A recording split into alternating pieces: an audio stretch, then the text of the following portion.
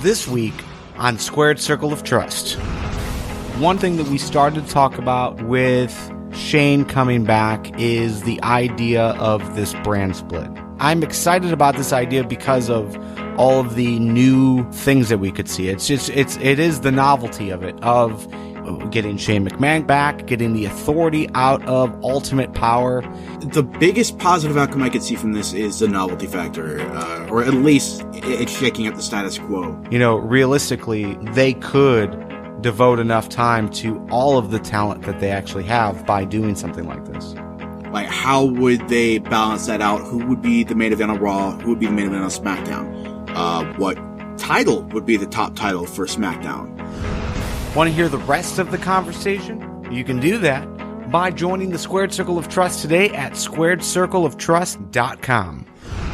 This episode of Fans Talk Lucha Underground has been brought to you by the great members of our community, the Squared Circle of Trust. Because of your help, we're able to afford the cost of producing, hosting, and distributing this content. If you haven't started supporting us yet and you enjoy our time together each and every week, pledge $1 a month or more on squaredcircleoftrust.com. Now, it's time for episode 35 of Fans Talk Lucha.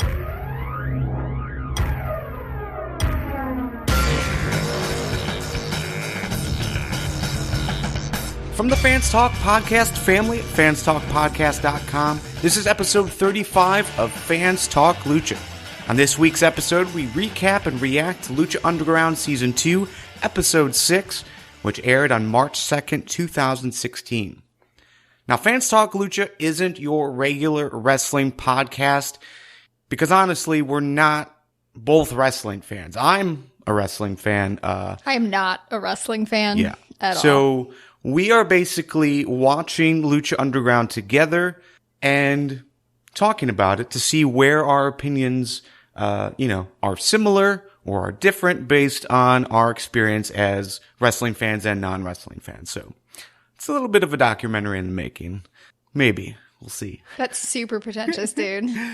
My name is Garvin. From the Suburban Mysteries podcast, we have, as always, Steph. Say hello, Steph. Hello, Steph.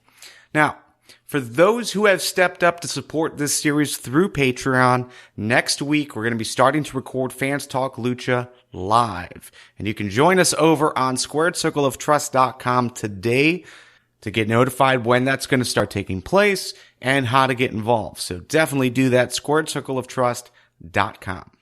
All right, so let's get right into what happened this week on Lucha Underground.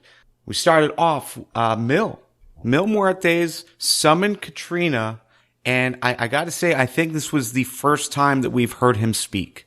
It might have been. It was the first time that I heard his real name. Which was? Was it Maximilian? Oh, I don't even remember. Yeah. I didn't write it down. You said it out loud, though. I can't recall. And I was like, what? Really? Yeah, it's possible that we did hear that before when they were introducing the character and, how he got to where he was now. It's possible, but as a non-wrestling fan, my brain for such details is often like a soup strainer. Yeah. So. But I do think that this was the first time that we've heard him speak, only because, once again, I'm having a difficult time fearing Mil now, based on the quality of his voice.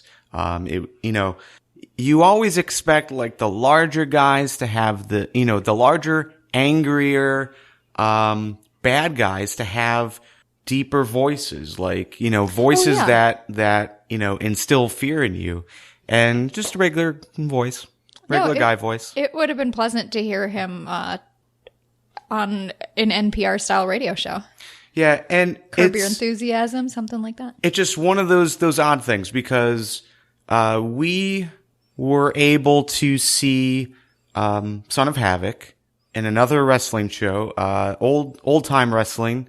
He was one of the wrestlers at that event, playing a different character, of course, and had a regular voice. But in Lucha Underground as Son of Havoc, they give him like this really deeper Oh yeah, he deeper definitely tone. pushes the gravelly thing. It's weird to see, this is a little off topic, but it was weird to see him without a mask too, because with the mask on, he looks like this badass biker dude. And without the mask, he looks like he's got a sweet, gentle face. And he looks like the kind of guy that you could ask for directions from without thinking he was going to look down your shirt or anything. I mean, Well, his name's not Havoc. He's the son of Havoc. So, he doesn't carry all the traits of his father. He's the kinder, gentler generation. But yeah, it seems like they put his voice through like, a bassier, tone, like an audio, like they edit it. Like when people are calling for ransom on the phone and they use the little scrambler box. Yeah. So, it's just odd that they do that for Son of Havoc, or at least it seems like they do it for Son of Havoc. They should maybe do that for Meal. Yeah, agreed. So, but yeah, so he basically criticized back to what happened on TV this week. Meal criticizes Katrina for having Pentagon Jr. and Puma fight each other and not allowing Meal the opportunity to fight them both. Yeah, Meal's kind of upset with Katrina for taking over and running the show. To which I say, why didn't you speak up earlier, Meal, instead of just sitting on that throne like you were taking a dump? Like, why not get up from that throne and say, hey, this is how it is? Yeah. No, I agree. Lean in, Meal. Yeah. But basically, he wants a match against both of them. She says no, disappears into the darkness. He's angry about that. It was almost like the Calculon no type of scenario. Yeah, if he had sunk to his knees and screamed no, that would have been amusing. It would have fit perfectly. But he was just kind of shook his fist a little bit and was angry. Next up, we got Sexy Star versus Cobra Moon. This was Sexy Star's basically return to the company after everything that has happened with Marty the Moth. This was weird because in the last episode, we see her running straight into the Mac, shrieking. And now we see her in the ring, and there's really no transition. We still don't know what happened to her. Yeah, it's She's really just like, odd. oh, shit, I got a match. And she crawls in the ring. And Mac did come down to watch. So there's obviously going to be some kind of continuation there. Maybe Mac joins Marty and Sexy Star and Marty's sister, or maybe that's the next feud for Marty the Moth. But either way, I do find it interesting that there's absolutely no reference in commentary to where Sexy Star has been. So do they not know? Maybe not. Maybe this is something that hasn't come to light yet. Yeah, it's just odd because, again, as a wrestling fan, I'm used to getting beaten over the head by the commentating team when a segment, like when a backstage segment happens, either a video package or something in the back, they talk about it right after it airs. Well, and then they continually remind you of that. But Lucha Underground is doing it differently. It's almost as if, we know the story, like what's going on. The commentating team only knows what happens in the arena that they see, when they're in with the crowd. Maybe Sexy Star's keeping it a secret, though. I mean, look at her character. She is a strong woman who is used to taking care of things on her own. So why would she go run and tattle to the commentary team when, maybe she could just deal with it outside of the ring and take care of it herself? Sure. And it's possible. She's certainly not going to run to Katrina. She might have run to Cueto and said, what is this? You need to do something about the moth or I'll end you. But she doesn't seem to have that in-your-face attitude with Katrina. Not yet.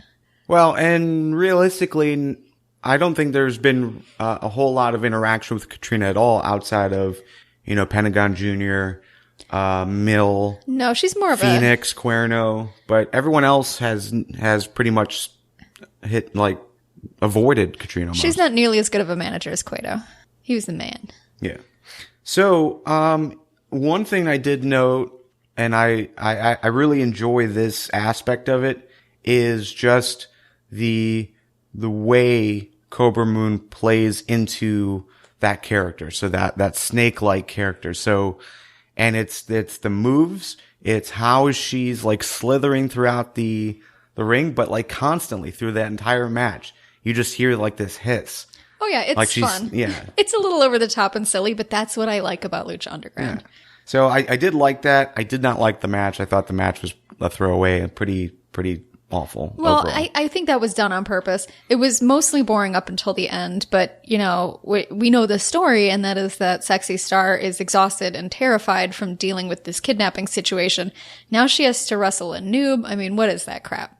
But at the end, it was great. They did some great submission moves. I don't know what they're called, so there was kind of a scissor thingy that rolled into a seesaw, and Sexy Star, just with her own body strength, held up the entire weight of this snake lady and swung her back and forth. I was impressed. Yeah, I think what they called it, as far as the commentating, I think they said it was like a modified surfboard type submission. I suppose it was like a roly-poly seesaw. But then, she stood up and it was like a seesaw. So yeah, kind of odd, but I'd never seen anything like it, and it was a little showy, and I enjoyed it. It was a good move. The end of the match, Marty the Moth comes down and basically distracts Sexy Star, and thus, Cobra Moon was able to lock in her little variation of a Dragon Sleeper. It was kind of a shitty win, but what do you expect? Okay. Next up, on the video package side, we got another Famous Bee video. If you want to be famous, he gives you that phone number.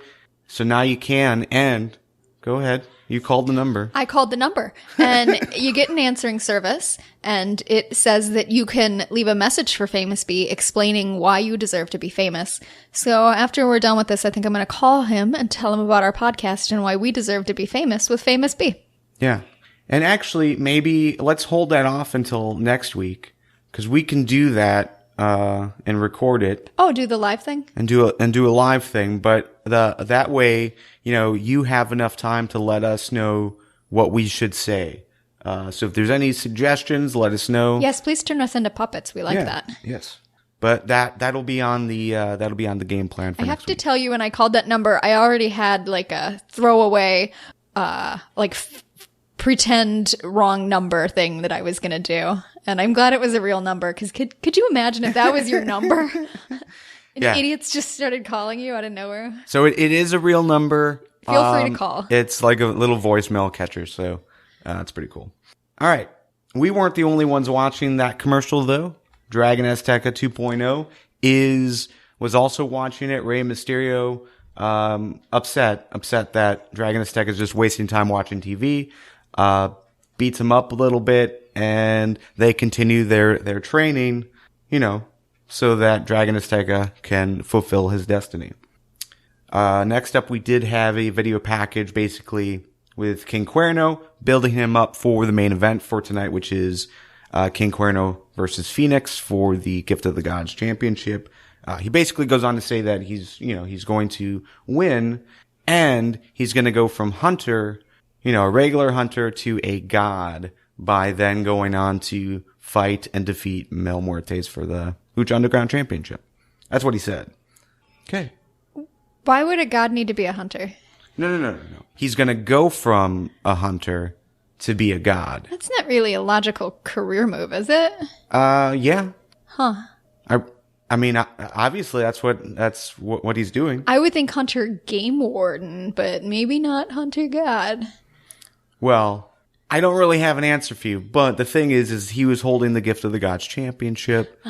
So he is gifted in that way, and defeating Mil Muertes, giving himself like the top spot in the company. Yes, I just don't really think it's a realistic promotion. Yeah. I mean, it's almost, I don't know, that throne though.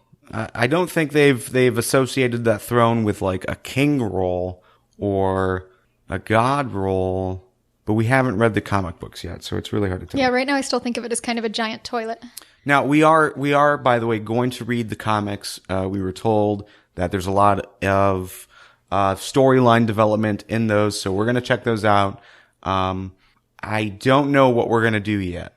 Nick from Fans Talk Pro Wrestling, he's going to get involved as well. So I don't know. We still don't know if we're going to do a live reading or if we're just going to read it together and discuss it like a little book club or what. But we'll do something soon. All right, next match, Puma versus Pentagon Jr. Thoughts on this match? This is a great match. Okay. No, it was fast paced. They did a great job of using the whole ring, and it was entertaining. Yeah, I really enjoy just how split the crowd is between liking Puma and liking Pentagon Jr., and they started playing into that on commentary, noting that Puma was listening to the crowds, or the chants for Cero Miedo. So, they were basically suggesting to him not to, let that get into his head, kind of thing. I also appreciated the fact that, like, the entire crowd silenced when Pentagon Jr. went for that slap. Like, there was not a single sound. Even the commentating team, like, acknowledged that and got quiet themselves just to hear Pentagon Jr. slap Puma in the chest. Yeah, it was dramatic. Yeah, I thought it was very cool. But Mil Muertes appears at the top of the stairs. His arm is in a sling. And by the way, his arm has been in a sling. I don't remember seeing him wear the sling on the throne. It was kind of a badass leather sling, too. Yeah, it was pretty cool looking. Like, if you had to wear a sling, that is a sling to wear. Yeah.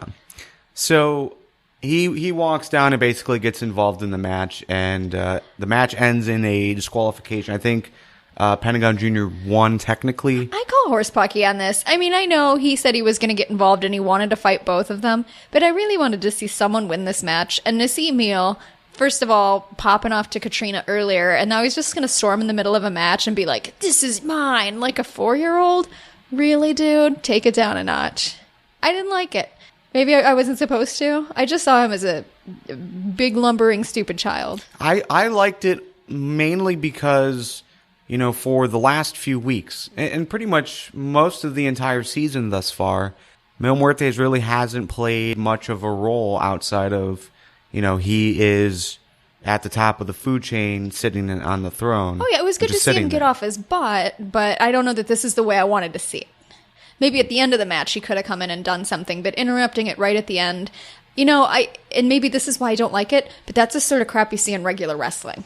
That's sort of someone running and zooming into the ring at the last minute and behaving badly, and maybe that's what I associated it with, that's why I didn't like it. Yeah. Well, I mean, we saw that with, the whole Chavo, Blue Demon, and I don't like Tejano Chavo either, or Tejano, thing, yeah. So yeah, I mean, it is a common thing. Get used to it. I'm sorry, but yeah, that's just how it goes. I know, but that doesn't mean I have to like it. No, yeah. Backstage, we got Mil and Katrina talking, and yeah, basically Mil says that he will fight Puma and Pentagon Jr. next week. He's going to defend his championship against them and defeat them. That'll be good. Yeah. I look forward to it in that context. Yeah, Katrina seemed hesitant, like reluctant to let that match happen. It does seem like she is definitely in control. Like she is. Well, of course, she's the one who really top. has the supernatural powers. We've seen that time and Yeah. again. I mean, even in the very first season, she was almost controlling Mil with those fancy stones. Right. It was like she literally had his balls in her hand. Yeah. And, this is Mil basically acting out.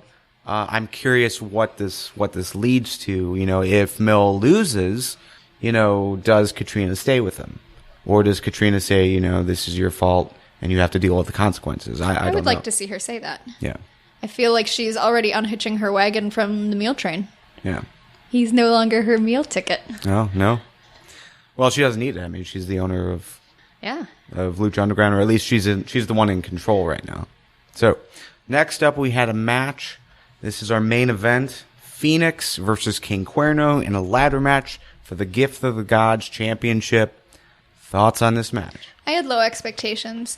Usually I don't like a ladder match, not only because watching someone wobble on a horrible aluminum ladder is terrifying. Which, by the way, they made sure to let us know that they did not get these from Home Depot. These are, legit ladders. These were dueling ladders. Yeah. I don't know where you buy a dueling ladder, but Well, they've been in the temple, so there's rust on them. well, of course they're in the temple. You had to occasionally do electrical work and paint. That doesn't mean they didn't originally come from Home Depot. Yeah, it's possible. I mean, because I really don't know where else you can get a ladder that tall. I mean, Lowe's, Menards. Any of you companies, feel free to send us money. I don't know where else you can get a ladder, because I don't think you can get a ladder that big at like an Ace Hardware or those little mom and pop, hardware stores, if those even exist anymore. So, yeah, I had low expectations for this kind of match, but usually what I find is that there's a lot of brawling. And then, occasionally you'll see someone get slapped with a ladder, and then they'll fall a couple times. And there was a lot less brawling and a lot more lucha-style wrestling that went on in this match, and I enjoyed it. They even did this counter-swing thing that I called the do-si-do that I liked. They kind of did that around the ring. This, by the way, was a reversal to an Irish whip. It was a do-si-do, and I liked it. And I don't care how professional these guys are and how much they practice. Watching someone fall into a metal ladder, that's gotta hurt. And, to see someone do that and still continue with the match, that's peak professionalism. I liked it a lot more than I thought I would. Yeah. I was rooting for both of them. I would have been happy if either of them won, and that's also a nice thing in a match because you can enjoy every bit of it. And you got to see in this match that there is a large group in the crowd that is behind Cuerno. So I'm glad that he's finally starting to get, that backing. Just because he's been so good as of late, especially in season 2. So, I thought it was a good match overall. I am getting kind of tired of the pattern that Phoenix matches seem to take. Like he's taking on someone who's, either larger than him with Mill or, I wouldn't even say Cuerno's like larger than him, but they build up Cuerno as like this more dominant guy.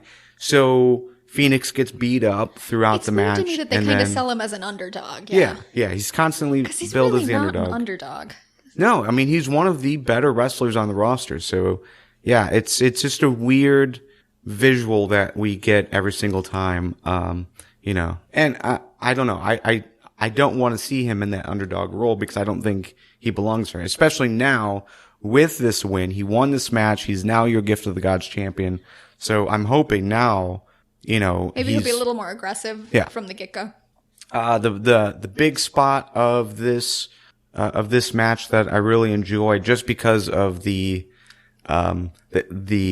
was just so close to end up badly. And that was when he hit the top rope Hurricane Rana on Cuerno through the table. Like that table was so close to the corner, and yet Phoenix didn't hit his head. He didn't like fall into it. It just worked perfectly, but it could have ended really, really badly. Are you like me? Does that make you tense up and get scared when you see the stuff that could go wrong? A little bit, yeah. Especially with spots like that with a table. It's hard to, I don't know. It's hard to look at. But once it happens, I'm like, oh, that makes me feel better about my own reactions because I know as a non-wrestling fan, I see these moves that I know they do a million times, but they still make me go, ugh, or cringe, or I can't watch the screen. And it makes me feel like I'm not such a pansy that you've been watching wrestling since you were a child and you still kind of had the same responses. Yeah. All right. So that was the event. That was Lucha Underground Season 2, Episode 6. What were your wins? Well, let's go into wins and fails of the week. This is our chance to acknowledge both the best and worst things that happened this week on Lucha Underground. What was your win of the week? Great job, prop department. I like the way you aged those those ladders. It's a stupid thing, but they were all rusty and sort of paint covered. And good job. Someone noticed and appreciated your hard work. Yeah, my win of the week is going to go towards Meal just getting involved again. He's not just sitting there on the throne. He's now speaking. He's now getting involved in matches. We are seeing some kind of emotion from him. So yeah, that's my win. What about fails? What was your fail of the week? I know it's petty, but Meal interrupting that match. I just didn't like the ending. I thought it could have been written better. Yeah. My fail is going to go to the Sexy Star versus Cobra Moon match. I just thought it was just dumb. It's not the Sexy Star match that we've been accustomed to. I understand they're trying to tell a story there, but at the same time, like, it just didn't seem like she was the same Sexy Star, which I mean, I guess that is the story, but still I was disappointed. I was okay with it only because it told the story that she's exhausted from her ordeal. That is the only way I can forgive the way they've taken her energy down so much, because she did just escape a kidnapping situation. But it is odd to me, still with the ingrained, ongoings of wrestling, how wrestling is usually done.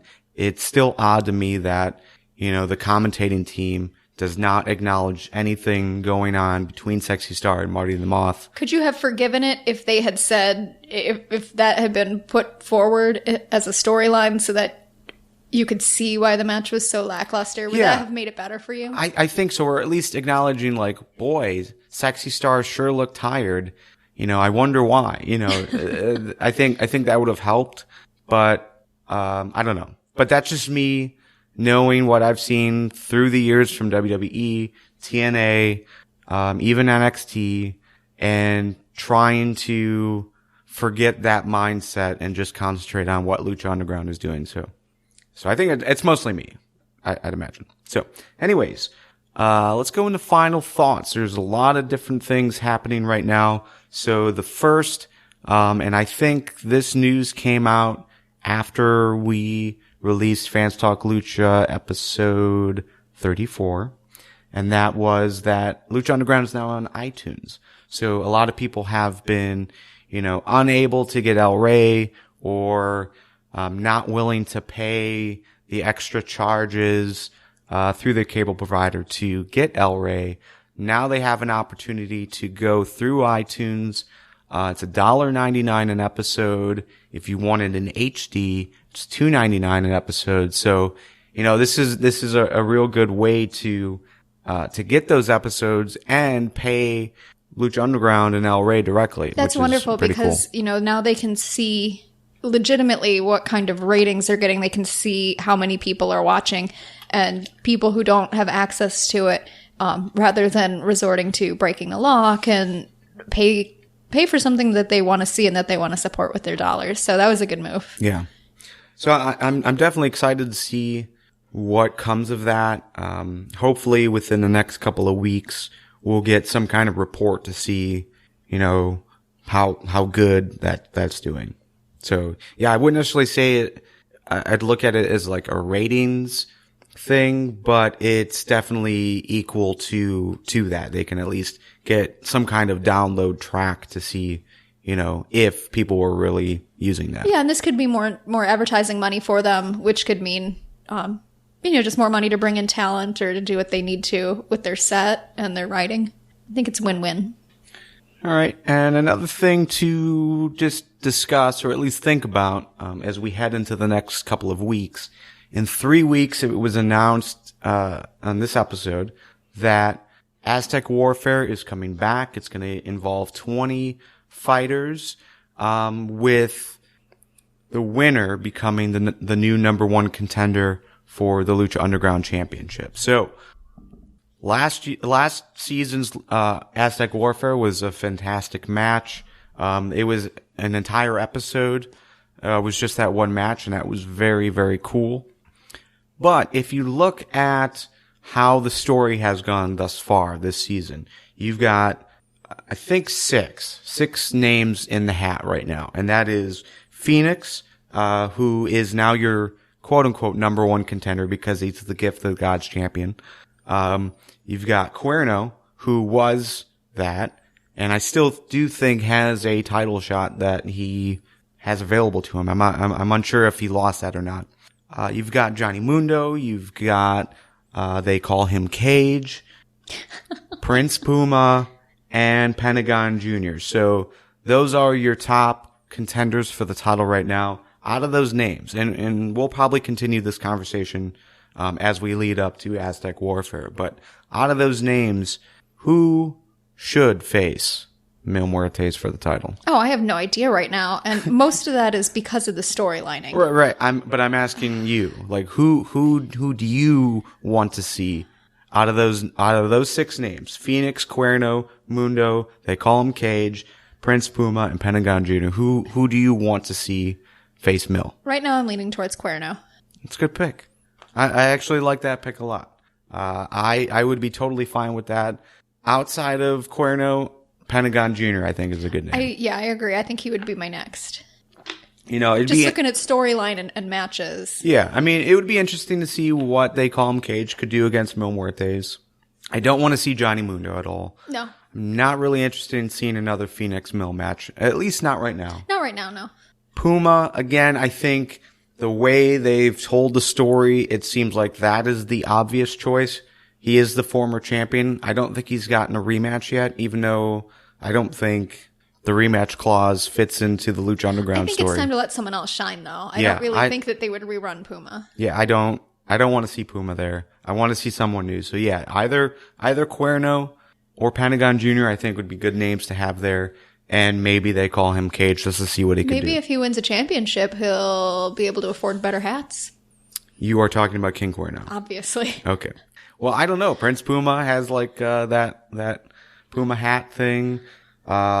We did briefly discuss a theory that you briefly discussed the theory, and I'm going to stand by this theory with the realistic headwear that both Puma and Cuerno are wearing. That it's possible that in their personal lives they might be furries. Now, I don't really have any knowledge of this, okay? But it seems to me, my brief experience with furries is that they don't have realistic outfits. Like it's wolf costumes or it's dinosaur costumes. Well, those costumes are expensive. Can you imagine? And this is coming from knowledge. I have a friend who is a furry, and his costume was outrageously expensive. Imagine trying to because they're like mascot. Imagine costumes. using not just real fur and leather, but full body. It would be hot. It would be expensive. Sure. So, just a theory. I'm just saying, Take based on my experience. It's not a judgment. It's just it was an aha moment. Like this could be a storyline. Do furries have the realistic stuff? I don't. Or is it all like the I would think that it would style? be impractical, but they're not wearing full body suits either. I don't really know. Yeah, it's we don't know. Thought. If you know, let us know. Because this is a possible storyline that they could explore. Just who knows? Yeah, writers of Lucha Underground. Yeah, let's be inclusive here. We talk about diversity a lot with Lucha Underground. There could be sexual diversity as well. All good thoughts. There are many types of diversity. This is true. Any other final thoughts before we say goodbye? Oh no. This series, as well as the rest of the podcast released through fanstalkpodcast.com, are supported exclusively by our Patreon subscribers. And you can subscribe today for as little as $1 a month to receive early access to our content, as well as get your ears on some exclusive content that we produce throughout the month. For Steph, my name is Garvin, and we will see you next week. Adios. Next week, angry comments from YouTube.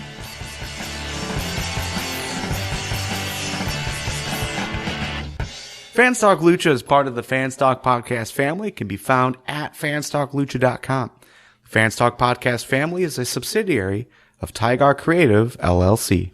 I thought you were done. I didn't realize it was still.